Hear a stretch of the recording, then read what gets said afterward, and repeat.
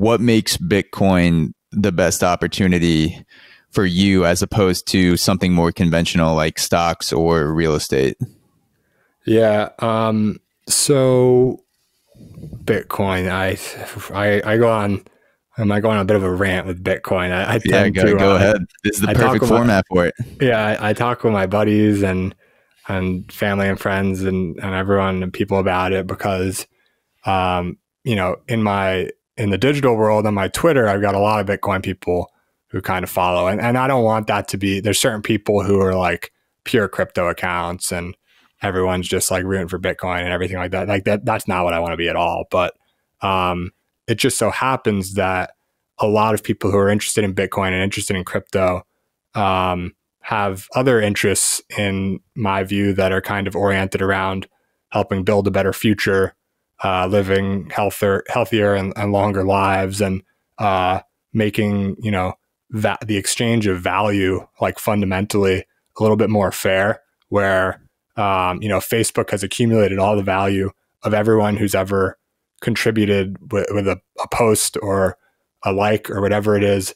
But without those people who contributed all of that over the years, Facebook wouldn't be anything what it is. So there's something to be said, I think, for network effects businesses like Facebook or Uber, which, you know, grows as a result of, you know, more people drive, then more people ride, then more people drive, and more people ride, et cetera. It's like a flywheel.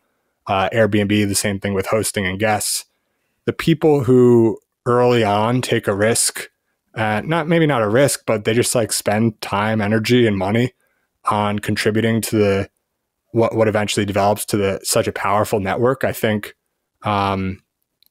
deserve some value for their contributions. And I think crypto may enable that over time, and it's very early, but crypto as a whole is a bit of a beast and hard to talk about. I talk about like how, you know, the closest comparison may be to the internet in the 90s at some point. And it's very hard to foresee, like I said earlier, that a bookstore and a search engine like Google and, you know, that some of these companies or like a ride sharing business, like, who, you know, you couldn't have even like thought of that really, like Uber. And it's hard to see how these things are going to unfold over a decade plus, or even a century or whatever. So I won't really speculate on crypto too much, but Bitcoin, the reason I say it's the best investment I've come across, it also happens to be probably the most interesting investment that I've come across. Mm-hmm. But the reason I say it's the best is fairly straightforward. So the way I'll present it, and then if you want to go deeper, we can. But yeah. I compare it to a coin flip, where if you could flip, and by the way, saying it's the best investment does not mean that it's guaranteed to work out. It just means that from my perspective, with all the available information that there is today, it's the best investment I've seen of anything that I could say at any given moment was like, you know, the best investment that I could say. So like, you know, I'm not saying it's going to outperform what Amazon's done over the past 20 years, but 20 years ago with Amazon, well, I don't know, I wasn't alive then. It probably looked like a good investment maybe to some people too. But the reason I say about Bitcoin is because I think it's a bet that is worth taking, and the amount that people should bet is really a personal choice. And the reason I say that is because I view it as like a coin flip where, you know, a coin flip's obviously like 50-50 odds. And it's a coin flip where, in my opinion, if it lands heads, you're going to get at least 10 times your wager. And if it lands tails, you just lose your wager.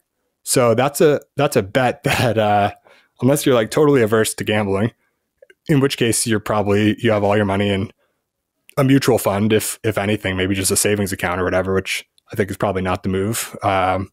But unless you're totally averse to gambling, you're going to flip that coin. It's just a matter of like how much you want to bet. Like, you probably don't want to bet all your money on a coin flip, but you might want to bet, you know, 10% of your money on a coin flip. Mm-hmm. If you're only liable to lose 10% of your money, which is what you bet, but 10 times 10% of your money is 100 times is 100% of your money. And so if you get heads, you double your overall money while only having to put at liberty 10% of it. And so I'm talking in like these percentage terms and probabilities. Let me support it a little bit. The downside is easy. Bitcoin is an unprecedented thing. It's been called digital gold. They've found a way to, create scarcity online where traditionally, this podcast, you'll produce it and you'll put it online and there's essentially like 1 million copies. Anyone and everyone who wants to listen can listen. But they found a way with Bitcoin through, math basically to create like true scarcity. And so anyway, if the whole system somehow becomes compromised, then and all of a sudden, you can have infinite Bitcoins, then the value of Bitcoin isn't, it's not valuable anymore and it probably crashes to zero. Or if like Russia somehow gains control over the whole Bitcoin system, or, maybe a little bit more probably like China or something like that, then that's probably a fail case. And I don't know what the fail cases even are necessarily. Like, not that I haven't thought about them, but with something that's unprecedented, you would figure that the fail case would also be something that's unprecedented and therefore somewhat hard to foresee. So my biggest concern is kind of what I said, is like, what happens if a government says, because ultimately I think Bitcoin poses and a lot of people who are bullish on Bitcoin think that it poses a threat to, fiat currencies, including the dollar, which is like the global reserve currency. They think that the dollar should be, that Bitcoin should be the global reserve currency. And so anyway, I think the one fail case is like, what if a government goes to a group of experts and says, here's $1 trillion, go get us control of Bitcoin or kill it, or, whatever you have to do. That seems feasible to me that they would be able to do that. There's almost no doubt. The bigger question mark is, would they be incentivized to do that versus saying, just go get us, go own all of the Bitcoins and then you benefit from the upside? That would be what they would be more so incentivized to do, to spend that money on owning Bitcoins and then benefiting from its future.